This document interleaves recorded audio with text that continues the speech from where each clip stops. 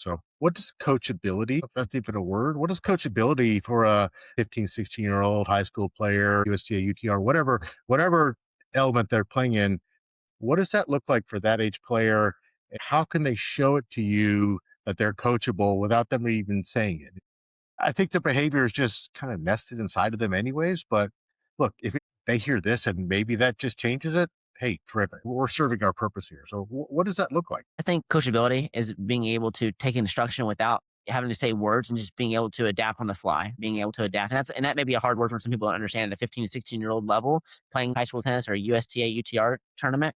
Because like in USTA and UTR, you're not getting coached. It's just you being able to adapt on your own. And so I think it's more like a word to be able to use in the high school sense of things when you do have a high school coach, two coach out there, a head coach and assistant coach out there coaching in a match and maybe in doubles or singles. And so let's say the coach walks with you on a changeover and tells you, oh, you need to change your game plan and do this. And you have I always look for that positive body language. If the player's slumped over when their coach is talking to them or no eye contact or they're like talking back to them and you can hear it on the sideline, well, that's how you think they're going to do it at the college level. You think they're just going to magically change? I mean, they could, but at the same time, I think it's always a product of how they act at a young age, and I think that's going to continue to translate into the college level. So if they're having that positive body language, good eye contact, yes sir, no sir, being firm with the coach, and really listening, truly listening to what they're having to say, I think is so key in the process, especially at the high school level. And if they just are super mad and won't even look like the coach is coming over to talk to them and they like shoo their coach off, I think that's a huge red flag.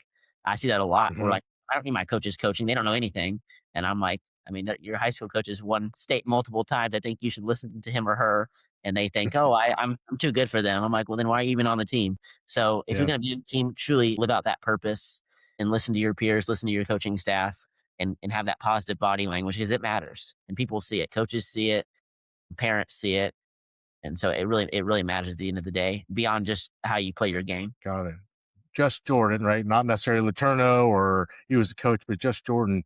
If you've got a player that you're coaching, whether it's there for the school or just if you were doing it on your own as a private, something like that, what I've always kind of had this thought of, especially high school or college, let the coach advocate for you with the official and let the player can just walk away and let the coach advocate. I mean, what do you think of that? Like if a bad call is made, you're saying like Or if maybe it's not a bad call, they just think it was, but I mean, rather than be gruff about or argue or go after the other player, you guys as coaches in the collegiate setting, you're there. You yeah, I'm guys are there, there on right? the court. But High school too. So let the coach advocate for you rather than, the player.